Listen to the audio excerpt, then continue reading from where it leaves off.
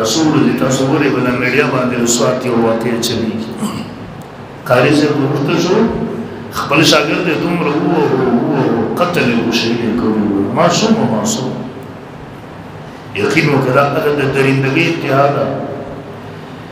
پردې بچي خو څه یقین وکړه پردې خرم سره دغه زناور دي زناور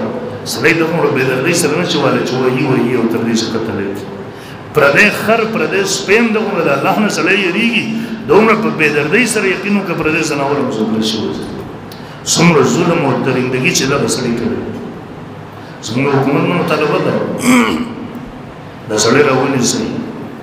د سزا کولې عام په چوک کې ورکړي چې موږ خلکو لپاره عبرت ورسي او اوس په میډیا باندې روان دي د سړی نه قاری دی نه حافظ دی نه عالم دی صرف د کاروبار لپاره یو مدرسه قائمه کړې ده په کې د ننګر پیسونه جدا دي